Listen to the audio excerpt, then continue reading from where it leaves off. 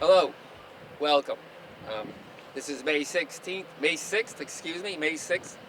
2021, and we are here at Conway Park for a very special groundbreaking event. I'm I'm Franzen with the Department of Public Space and Urban Forestry, and I'm honored to be here with this amazing team of people to kick off the start of the Conway Park remediation and renovation.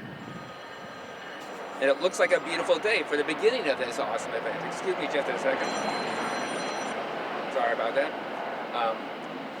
I just wanted to say that, we were just talking a minute ago saying what a beautiful day it is. It's just a perfect day for the start of this project.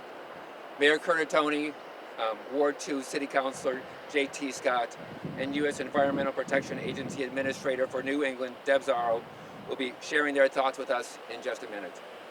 But before I turn the microphone over to the mayor, I just want to take a minute to say we should all be really proud of the mayor's team and our partners at the U.S. EPA, the Massachusetts DEP, and our team of consultants at Weston Sampson, who have all put in the long hours required to make this project a reality. As I think people know, Conway Park, one of the most popular parks in the city, was closed 2 years ago when we discovered the presence of subsurface lead and PCB contaminants buried in the soils below this field. And it was with the closure of the park that this team represented here was formed and started the work to develop the best and the safest way to get Conway Park back online for the city.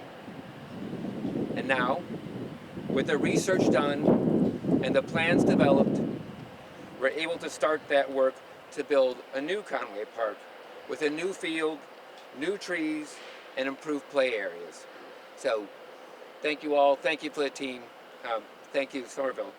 So now, without further delay, I'd like to introduce our mayor, Joseph Curtatone. Thank you, Ron. And good morning, folks. Those of you who are watching and following us virtually. Typically, we love to have a big crowd at a groundbreaking and certainly at a ribbon cutting when you get a real sense of the neighborhood and community. Nothing like opening up a park or recreation facility or playground. But this past year and taking on the pandemic has forced us to not be able to gather, but we hope we'll be together soon. And I want to thank you, everyone in the community, for helping us, stepping up side by side to watch out for one another, to help us in our fight against the COVID-19 pandemic. Thank you very much for that. This is a moment for us to reflect positively on the opportunities before us, the groundbreaking of Conway Park and its renovation and remediation, long overdue, and we're really excited. We're really excited. This is a very vast complex, concentrated in a very dense neighborhood, but will offer limitless opportunities for residents of all ages, young and old. Whether you're going to be in the tot lot, in the playground, whether you're going to play basketball in the courts, or you're going to skate or use either one of the Veterans Rink or Founders Rink, or be here on the multi-use synthetic surface. Our community needs as many open and equitable and accessible recreation spaces for all ages as we can create. And we want to thank you, the community, for your support and your engagement and your patience in this process. I want to thank so many people involved in the official process and facilitating it. Before I introduce your next speaker, the Executive Director of the Office of Strategic Planning and Community Development, Mr. George Proakis, the Public Space and Urban Forestry Director, Luisa Oliveira, who could not be here. You've heard from Franzen, from PSUP, our landscape architect and project manager, Andrew Liu, and our other partners at different federal agencies. The U.S. EPA, and you'll hear from Deb Szaro shortly.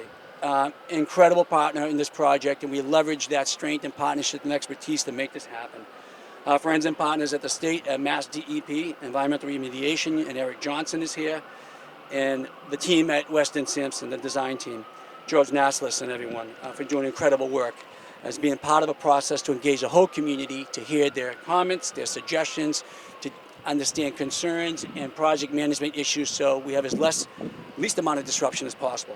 This is going to be a great project, and it's only funded through our partners at different levels of state and by you, the residents, and the taxpayers, and we thank you for that. I also want to thank the Somerville City Council for supporting almost perfectly every time any open space project with the focus on making sure we lead with equity and accessibility. The City Council has been a champion in expanding our open space opportunities to help us meet our summer vision goals. And I want to introduce to you one of the leaders and advocates to increasing open space opportunities and recreation opportunities here in the city, and leading with equity, and a key leader in this project here, especially facilitating meetings with all stakeholders. That is the Ward 2 City Councilor, Mr. J.T. Scott. I want to introduce him now. Councilor.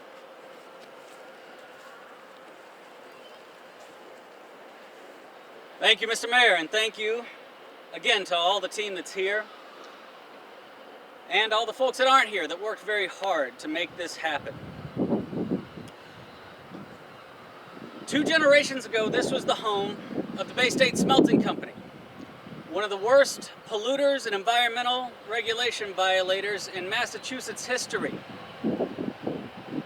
That company, right here, fueled industry, employed Somerville residents, and also belched out smoke that deposited toxins that to this day require many of our residents to build raised beds instead of planting vegetables in their gardens.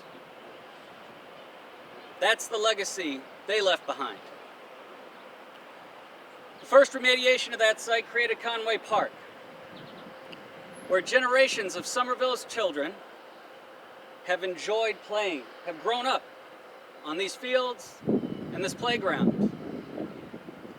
But that remediation also left behind a legacy under the soil that we only discovered several years ago. So as we struggle to get our arms around the problem of what to do with this site, of how best to steward this land, and yes, the taxpayers' funds, an incredible team of people came together, and I cannot thank enough our partners at the EPA and at the DEP and all the technical consultants and all of the city staff that worked very hard to try to balance those trade-offs.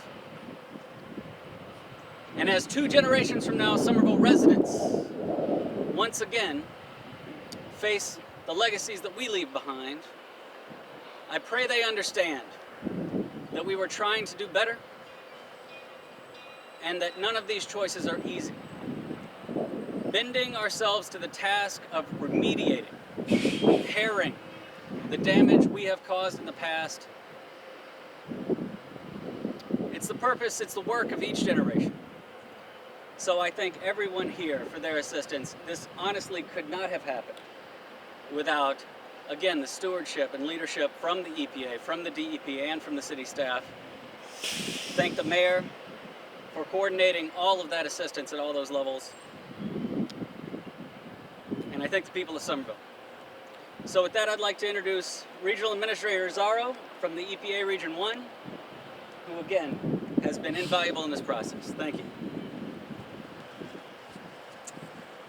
Thank you, Councilor Scott, and thank you to Mayor Curtatone for inviting us here today. I also want to thank our congressional delegation, Senator Markey, Senator Warren, and Congresswoman Presley for their continued funding for EPA.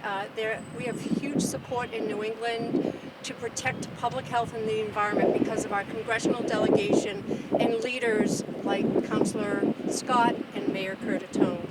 We are proud to join the City of Somerville today in the groundbreaking at Conway Park. I want to thank Mayor Curtatone for his leadership. I also want to recognize Andrew Lowe and Luisa Oliveira of his team. We have been working closely with them day in and day out to get this park remediated and back in use. I also have to say a shout out to my team. I have Gary Lipson here. Gary, you can do a wave. Our on-scene coordinator, Zanetta Purnell, who's our community involvement coordinator, and Cindy Lewis of our legal team, without which none of this would happen. And I also want to shout out Eric Johnson, who I know, who's here from Mass DEP and Sampson Engineering Firm. Great work all the way around. It takes a partnership like this at the state, the local, the federal government level to make a difference in communities, to open green space back to productive use when it's been contaminated by decades of industrial pollution. We are really proud and privileged to be partners here, and I want to say that this is an innovative project for EPA. We have not done a project of this kind before, where we've partnered with the city and traded off roles and responsibilities for cleanup.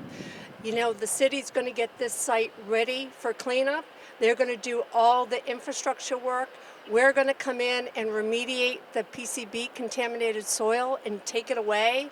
And then the city's going to come in and restructure this whole area after we put down geotextile fabric to protect the earth.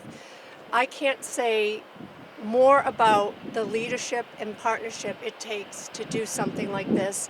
And I was thrilled, you know, this Conway Park, the city of Somerville is so lucky to have this park, and neighboring communities get to benefit from this park as well.